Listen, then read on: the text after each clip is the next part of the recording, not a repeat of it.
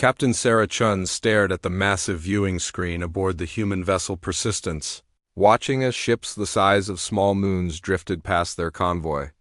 Each vessel belonged to one of the 7 major galactic powers, and each one could probably vaporize her entire fleet with a single weapon discharge. The irony wasn't lost on her that humanity, the newest and weakest member of the Galactic Defense Coalition, had been assigned escort duty for the most powerful beings in known space. "Captain," called out Lieutenant Rodriguez from the communications station, "we're receiving another transmission from the Vorthak Dreadnought. They're complaining about our speed again." Sarah sighed. The Vorthak were crystalline beings who lived for thousands of years and viewed time differently than humans. To them, humanity's need for frequent course corrections and supply stops was like watching paint dry in slow motion. "Tell them we're maintaining optimal efficiency for our vessel class, and will reach the rendezvous point within the agreed time frame." The truth was more complicated. Humanity had stumbled into galactic politics purely by accident 3 years ago, when a mining expedition in the Outer Rim had discovered an ancient distress beacon. The beacon belonged to a dying member of the Ethereal Collective, beings of pure energy who existed in higher dimensions. In what the other galactic powers later called typical human foolishness, the miners had actually tried to help. Most species would have scanned the beacon, determined it was beyond their technology to assist, and moved on. Humans, however, had spent 6 months rigging together a makeshift containment field using mining equipment, ship parts, and what the Ethereals later described as impossibly crude but somehow effective engineering solutions. They had saved a being that the most advanced civilizations in the galaxy had written off as beyond help. Word of this rescue had spread through galactic networks faster than humanity could comprehend. Suddenly, Earth found itself invited to join the Galactic Defense Coalition, a military alliance of the 7 most powerful civilizations in the known universe. The invitation had been equal parts honor and cosmic joke. The 7 founding members each brought overwhelming advantages to the coalition. The Ethereal Collective commanded forces that existed partially outside normal spacetime, making them nearly impossible to fight. The Vorthak Empire possessed technology so advanced that their basic scout ships were more powerful than most species' flagships. The Meridian Republic controlled vast networks of artificial intelligence that could process battlefield information faster than organic minds could comprehend. Then there were the Titan clans, each member standing over 12 feet tall with natural armor that could deflect energy weapons. The swarm nations fielded billions of small, highly coordinated units that moved like a single organism. The Machine Dominion created weapons and defenses that self-improved during combat, becoming more dangerous the longer a fight lasted. Finally, the Stellar Nomads possessed the ability to manipulate gravity itself, turning stars and planets into weapons. And then there was humanity. 3 billion humans scattered across 24 worlds. Flying ships held together with determination and spare parts, armed with weapons that the other species considered barely above throwing rocks. "Why exactly are we here?" Rodriguez asked, echoing the question that had been floating around the human fleet for months. Sarah had asked the same question during the Coalition briefing on Nexus Station. Admiral Vex of the Meridian Republic, his artificial neural networks glowing softly beneath translucent skin, had given her an answer that still puzzled her. "You saved someone everyone else had given up on," he had said. "That suggests you see possibilities where others see only limitations. In warfare, such perspective can be valuable." The current mission was a perfect example of humanity's odd position in the coalition. A massive enemy force calling themselves the Void Seekers had emerged from dark space between galaxies. They consumed entire star systems, converting matter into dark energy to power their expansion across the universe. Every major civilization had tried to stop them and failed.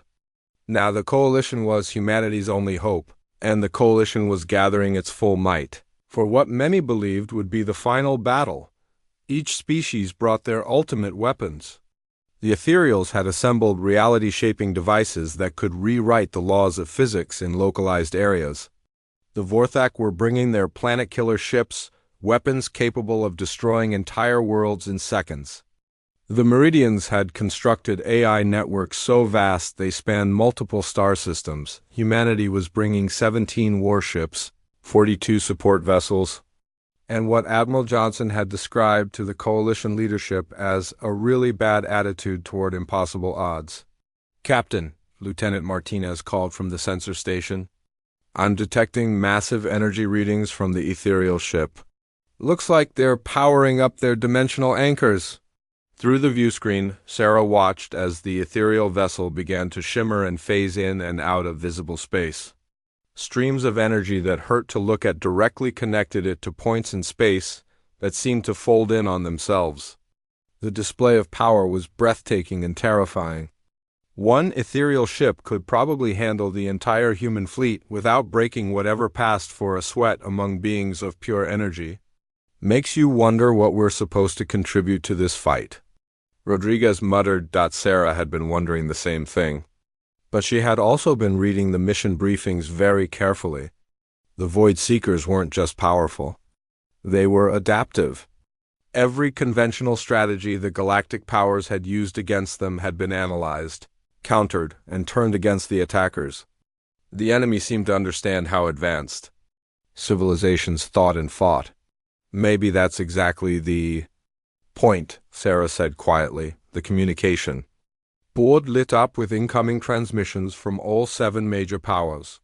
The final phase of their journey to the rally point was beginning, and each civilization was checking in with their allies.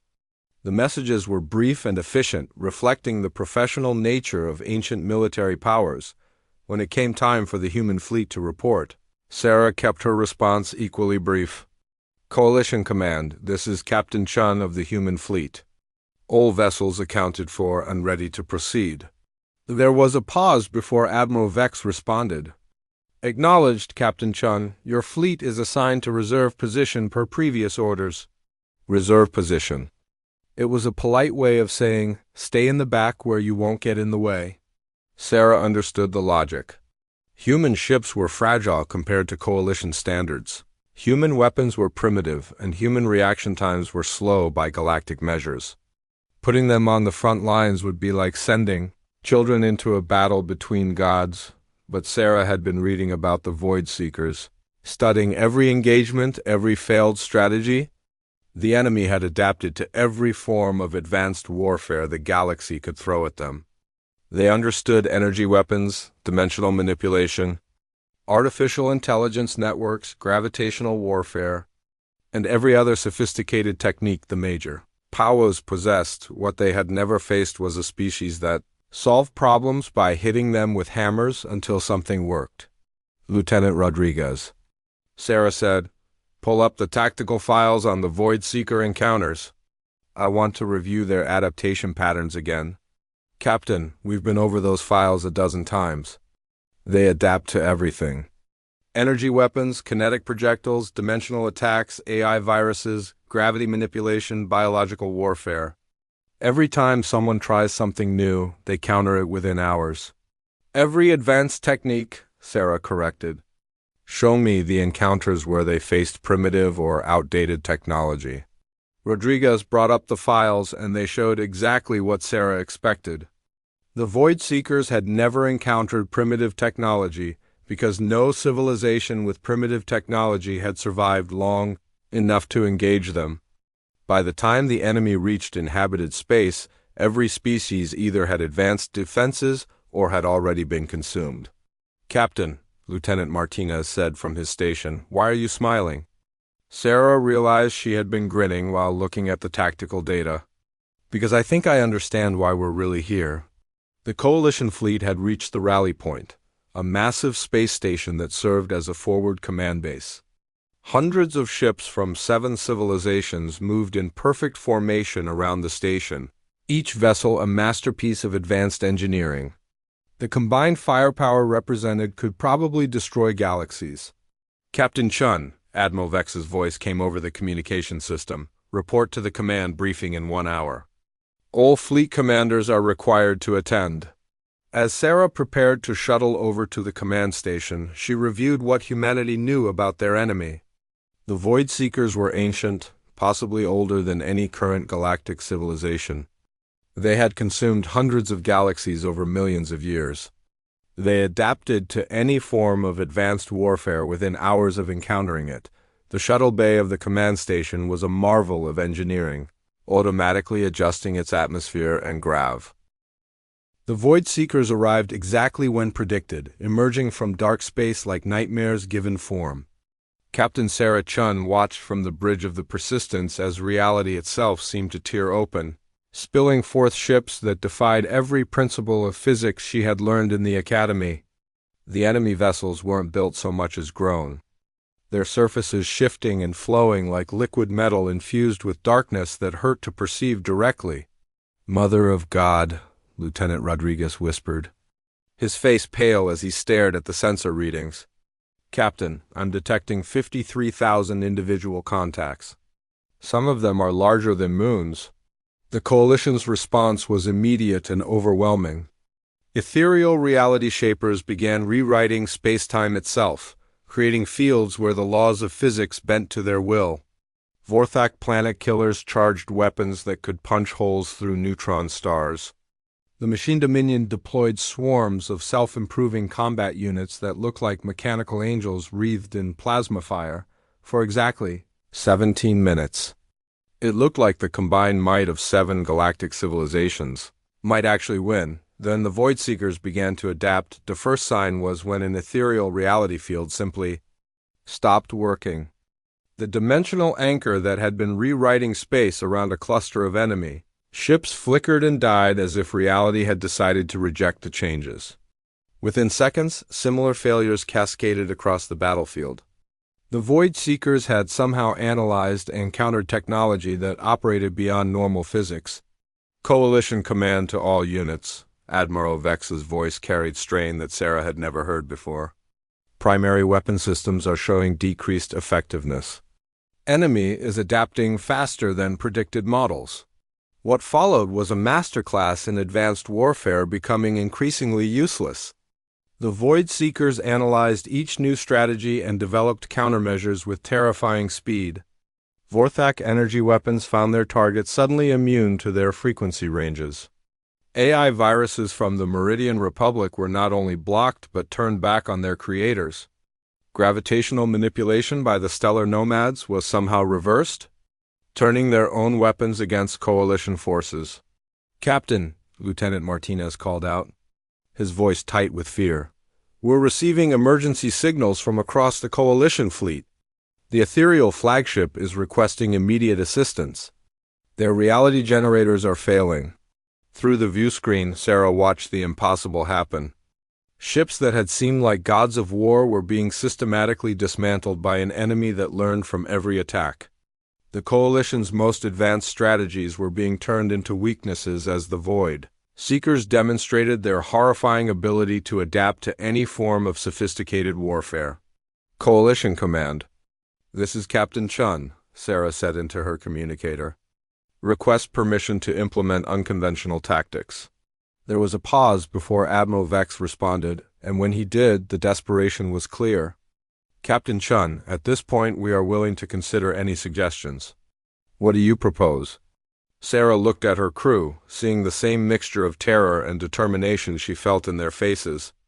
"We're going to try something that shouldn't work." "Captain," Rodriguez said, "that describes most of human military history." "Exactly." Sarah turned to Lieutenant Martinez. "How many mining charges do we have in storage?" "About 300 tons worth spread across the fleet. Standard industrial explosives for asteroid mining operations." "And how many obsolete kinetic projectile weapons did we bring?" "All of them," Martinez replied with confusion. "Command figured if our energy weapons couldn't hurt these things, maybe solid projectiles would work better." Sarah was already pulling up tactical displays, her mind working through a plan that would have gotten her court-martialed in any sane military. "Lieutenant Rodriguez, I need you to contact every human ship in the fleet. Tell them to prepare for Operation Sledgehammer?" "Captain, we don't have an Operation Sledgehammer," Rodriguez pointed out. "We do now," Sarah began inputting coordinates into the navigation system. Martinez, start rigging mining charges to every piece of debris we can find. Old hull plates, broken machinery, anything with mass? Ma'am, that's going to create completely unpredictable trajectories. The explosions will send debris flying in random directions. That's the point. While Sarah explained her plan to increasingly bewildered crew members, the coalition forces continued their desperate battle against an enemy that seemed to counter every strategy as quickly as it was implemented. The Void Seekers moved through space with fluid grace, their adaptive defenses learning from each engagement and becoming stronger. Coalition Command, Sarah announced. Human fleet is implementing chaotic kinetic bombardment pattern. Recommend all allied vessels maintain safe distance. Captain Chun, Admiral Vex replied. Please clarify your tactical approach. We're going to shoot everything at them and see what happens. The silence that followed was broken by General Korath of the Titan clans. That is not a strategy. That is random violence. Yes, sir, it is. Sarah had spent the past 3 days studying every recorded engagement with the Void Seekers, looking for patterns in how they adapted. What she had found was both fascinating and terrifying. The enemy analyzed incoming threats using principles that seemed to assume a certain level of strategic logic. They could counter sophisticated energy weapons because they understood the physics behind them. They could reverse gravitational attacks because they comprehended the mathematics involved. They could turn AI viruses back on their creators because they could predict the programming logic, but the Void Seekers had never faced an enemy that used mining explosives duct taped to random debris as primary weapons.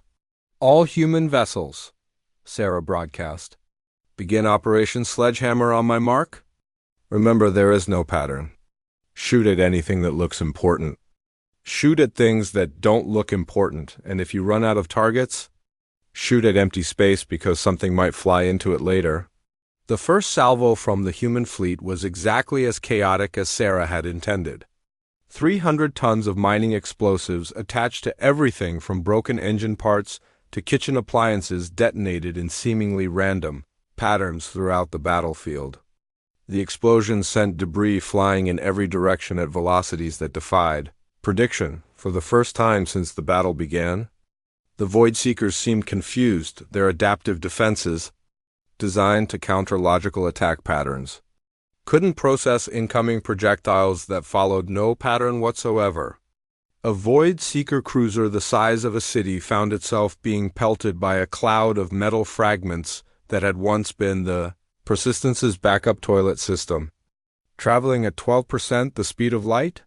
Direct hit on enemy vessel designation Alpha 7, Martinez reported with barely contained excitement. They're not adapting.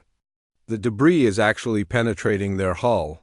Sarah watched as the enemy formation tried to adjust to the new threat.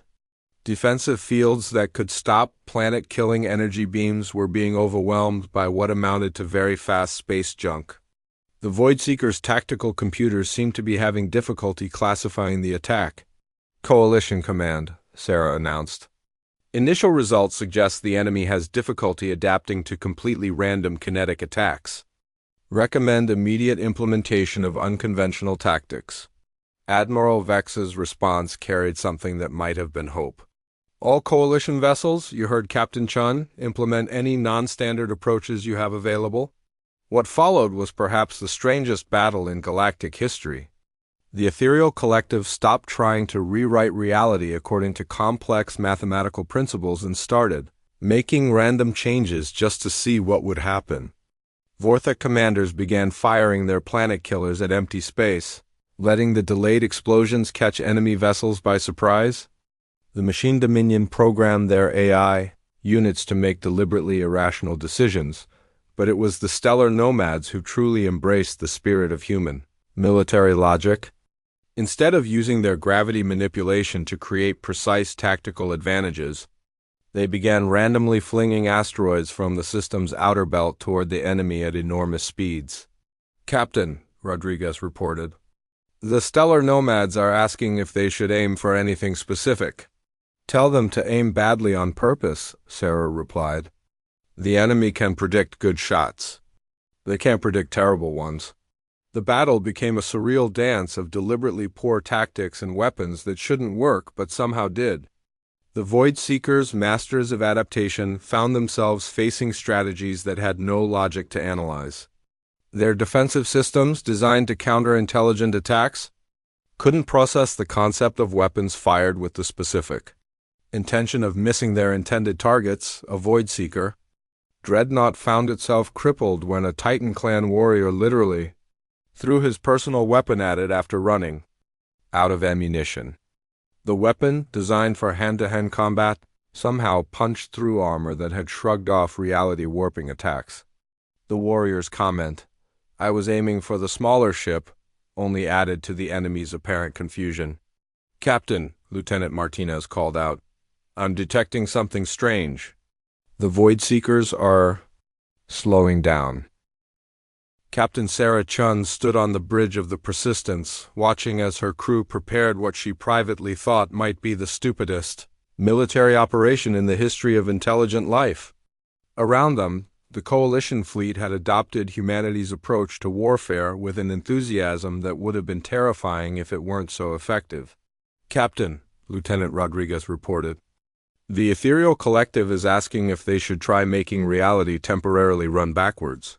"Tell them to save that for when things get really desperate," Sarah replied, not entirely sure she was joking. "What's our status on Operation Sledgehammer Phase 3? Lieutenant Martinez looked up from his station, where he had been coordinating what the official records would probably list as creative resource deployment. His expression suggested a man who had given up trying to apply logic to his situation. "We've stripped everything non-essential from all human vessels. Furniture, decorative panels, backup equipment, the emergency chocolate supplies. Even managed to convince engineering to let us use the exercise equipment." "The exercise equipment?" Chief Harrison said it was poetic justice. "The treadmill that's been torturing crew members for 3 years gets to torture the enemy instead." Sarah nodded seriously, as if firing gymnasium equipment at cosmic horrors was a perfectly reasonable tactical decision. In the context of the past 18 hours, it actually was the Void Seekers had retreated to the edge of the system, their perfect formations now showing visible signs of the chaos spreading through their ranks. Intelligence reports indicated their adaptation systems were stuck in recursive loops, trying to develop counters for tactics that deliberately countered themselves. "Coalition command to all vessels," Admiral Vex announced. "Enemy forces are regrouping around coordinates 347 Mark 89. They appear to be implementing what our analysts believe is a new adaptation strategy." Sarah studied the tactical display. The Void Seeker fleet had arranged itself in a formation that looked like they were trying to create maximum distance between their own ships. Instead of their usual coordinated approach, each vessel seemed to be operating independently. "They're trying to minimize confusion between their adaptation systems," she realized. "If each ship adapts individually instead of as a fleet, they won't conflict with each other." "Captain," Rodriguez said, "that actually sounds like a smart solution to their problem." "It is," Sarah agreed, "which is why we're not going to let them implement it. Martinez, prepare the Chaos Package." The Chaos Package was Sarah's name for the final phase of humanity's contribution to galactic warfare. If Phase 1 had been random kinetic attacks and Phase 2 had been deliberately poor tactics, Phase 3 was what happened when humans stopped pretending there were any rules at all. "All human vessels," Sarah broadcast, "implement total tactical chaos. I repeat, all conventional military thinking is now officially suspended." What followed next would be studied by military academies across the galaxy for centuries afterward, typically in courses titled How to Win by Losing Your Mind or The Weaponization of Insanity. The human fleet began moving in patterns that defied not just military doctrine but basic common sense. Ships flew backwards while shooting forwards. The Determination started spinning end over end while firing its weapons in random directions.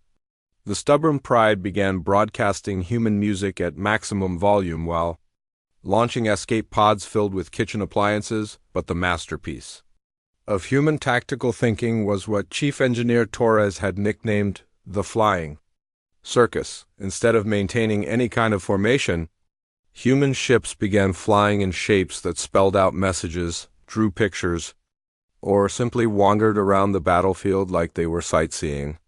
"Captain," Martinez reported with barely contained hysteria, "the Indomitable is requesting permission to try ramming an enemy ship while flying sideways." "Permission granted," Sarah replied. "Tell them to miss on purpose, then accidentally hit something else." The collision between the Indomitable and a Void Seeker frigate occurred exactly as planned, which is to say it was a complete accident that somehow worked perfectly. The human ship, attempting to miss its target by flying sideways, managed to clip the enemy vessel with its communications array while spinning out of control. The impact sent both ships tumbling through space in directions that violated several laws of physics. The Void Seeker frigate, its adaptation systems trying to process an attack method that consisted of accidental sideways collision while attempting to miss, simply stopped functioning entirely. "Direct hit?" Martinez announced with amazement. "The enemy ship appears to be confused to death."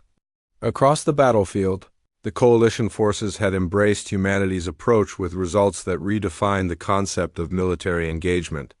The Titan clans were literally picking up smaller coalition ships and throwing them at enemy positions. The Machine Dominion had programmed their units to perform elaborate dance routines while shooting at anything that moved. The Stellar Nomads had begun using gravity manipulation to make enemy ships bounce around like cosmic pinballs. The Ethereal Collective, masters of reality manipulation, had decided to make random changes to the laws of physics in localized areas just to see what would happen. In one section of the battlefield, gravity pointed sideways. In another, energy weapons fired solid rainbows instead of destructive beams. "Captain Chun," Admiral Vex's voice carried a tone of disbelief, "our tactical analysts report that enemy adaptation systems are experiencing what can only be described as mechanical mental breakdowns." Sarah watched as Void Seeker ships began moving in increasingly erratic patterns. Their perfect coordination had completely collapsed as each vessel tried to adapt to threats that made no sense. Some ships were spinning helplessly. Others had simply stopped moving entirely, their crews presumably trying to understand what they were supposed to adapt to. "Coalition Command," Sarah announced, "recommend implementing the stupidity singularity." "The what?" "We're going to do everything wrong at the same time and see if we can make their brains explode." The stupidity singularity was the culmination of human strategic thinking pushed to its absolute limit. Every ship in the coalition fleet began implementing the most illogical tactics they could imagine, all simultaneously. The result was a battle that looked less like a military engagement and more like a cosmic circus designed by committee after everyone had given up on making sense. Human ships began playing games of tag with enemy vessels while shooting at completely different targets. The ethereals made reality briefly forget how to do mathematics properly. The Vorthax started using their planet-killing weapons to carve "hello" into the sides of enemy ships.